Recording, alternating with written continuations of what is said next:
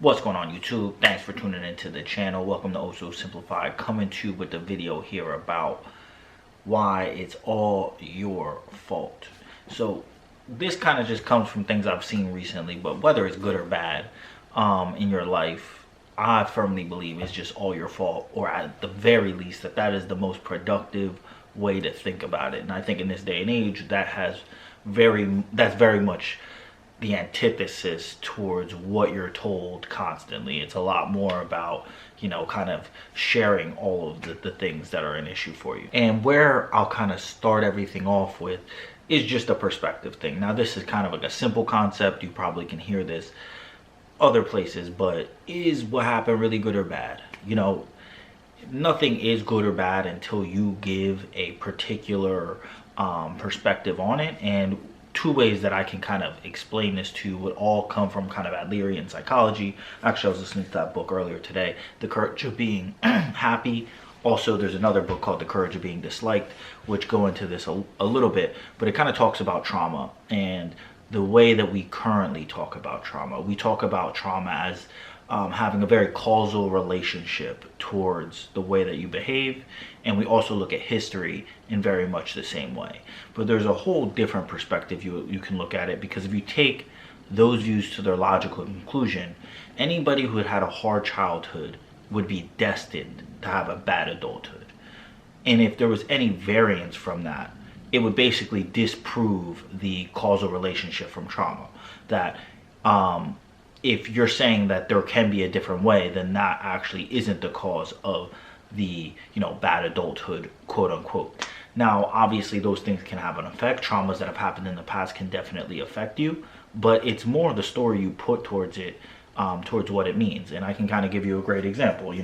Let's say you had a bad illness or something early in while you were growing up, and then because you had the bad illness, that you were behind in school and it would be very hard to keep up. There could be two people that have the same illness, one that basically never overcame it, never really pushed through, basically used that as an excuse. The reason why I'm underperforming in life, the reason why I'm overweight, the reason why I'm depressed is because I was sick, I was at a disadvantage early in life, I was caught up, I was caught behind, and therefore I never had the opportunity to catch up. Now, there could be another person who the same thing happens, and then they do overcome it, they catch up, and they actually excel, and they look back on the same events and say, because that happened, it actually gave me some adversity to fight that actually built me into the person I am today, and the reason why I can overachieve. So just looking at that from that perspective, you can see that the trauma itself is not necessarily the causal relationship. Now, I don't want to go as far as to say it has zero influence, but those two books I mentioned previously go very deep into it with Adlerian psychology, that what you need to focus more on is the goal. But at the end of the day, it's your fault. You're the one that's choosing that story to kind of look at it like that. And you can look at any historical event in the same way, that basically history is always written by the victors. You never hear about, when you kind of hear about it now because it's kind of part of this victim narrative, but when you hear about founding the Americas and finding all this stuff, it's like, really, you killed a bunch of people and stole it, but you call it found because that sounds better. You're the victor, you want to kind of give that story. And this isn't really like a moralistic conversation as to that, but it's just generally what people do with history is they just look back and then they make the history fit the narrative that they currently have today, and everything always fits very easily into place. And anybody who studied history very deeply understands that that's really like a bad way to view history, that generally the things that end up turning out to happen were not necessarily, if you were there at that time, what would have, with the facts there, be what is predicted to happen.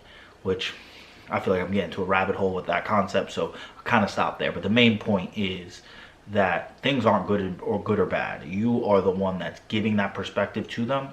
And a lot of things that we call like traumas, or what we try to say is the reason why things are to be, don't have as much of a causal relationship as we like to kind of suggest, or the mainstream media main teachings like to suggest. But that's the first point on the point number 2. So the second point here is just about accountability, you know, kind of in this day and age in society. Being a victim has grown to very kind of like astronomical heights as being like a powerful position to be in. Whereas back in the day, I think people just didn't care as much, that nobody would want to share, you know, their issues and think that, you know, it's a positive thing. But because we're getting way deeper into certain concepts in society that I think are important, but I think we overplay, like things like depression, anxiety, things that are normal, that everybody experiences and that have actual real positive functions in the human body, and we're not really using them for that, I think is kind of a detriment. Like, you know, if your life is crappy and you are lack ambition, motivation, and haven't done anything, you know, there is a reason for you to feel, you know, depressed. If you haven't really put yourself into a lot of social situations and just sit behind a computer or camera or or video games all day, and then you have trouble socializing, there's a reason you feel social anxiety. Like, those are not things that you need to mask with a pill, or that you need to, you know, have a whole talk about, or just basically talk and mentally masturbate about over and over. I think a lot of the times the things that people use as victimizations are just challenges in your life that you can just fight to overcome. In the current narrative, you know, a lot of things saying that there's a system that is, you know, systematically oppressing you, whether it's because of a class, a gender, a race, things like that. I don't know how positive those are from the individual psychological level.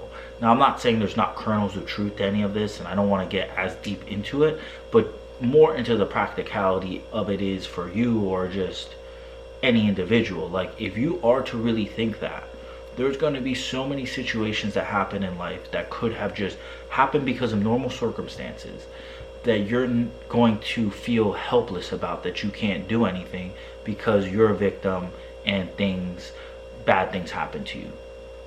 And it becomes a self-fulfilling prophecy, because you know, if things happen because of something you can't control, and there's nothing within your control that you can change, then why would you even do anything?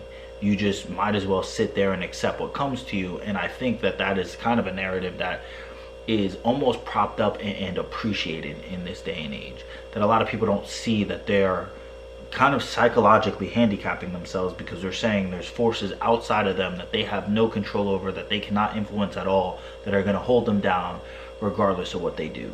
Which I think in the observable world, especially in this day and age, it's easier now more than ever to kind of overcome any barrier, real or perceived, that was there in the past. So it's kind of like a moot conversation, unless you're just saying like all of human existence is unfair and it's currently unfair, which would imply that is there a way it could be fair,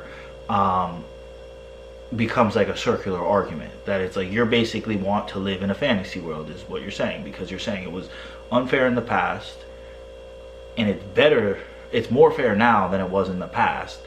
However, because it's not fair today, therefore I don't want to play the game, in whatever it may be.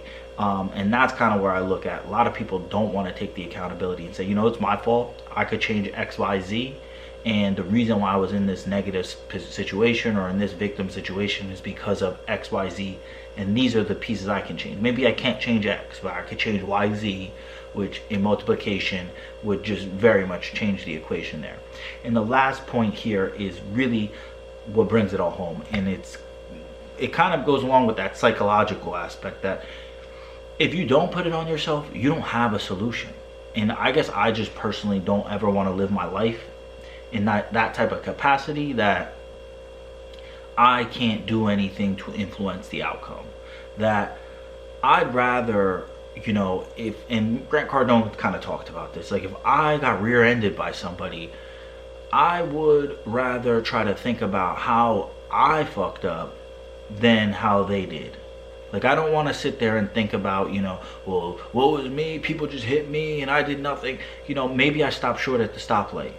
Maybe that person was like kind of driving crazy and I should have noticed it when I passed and I could have changed lanes. You know, maybe, you know, as he was flying and I saw he was coming, maybe I could have beat my horn or something to let him know. And that example might not be the best example, because there's also other examples, like such as if you didn't get a promotion, instead of saying, you know, oh, they did it because they didn't like me, or they did it because I was young, or they did it because I was black, or they did it because I was a woman, that they didn't give me the promotion. That's not a productive way to think. And it would be much easier for you to say, you know, what did the person they promote do that I didn't do?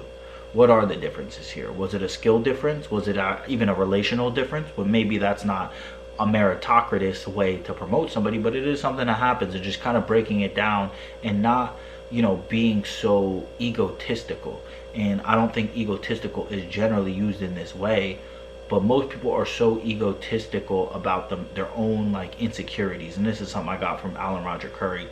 But they are just so focused on themselves, not realizing that most people are making decisions like not really with you in mind. Like nobody is like systematically thinking, you know, I'm gonna screw you over because you are this and I want to victimize you. It's like they're just trying to do something for themselves, and then, you know, we live in a social world and you are part of, you know, that decision making process, and then you internalize it however you internalized it.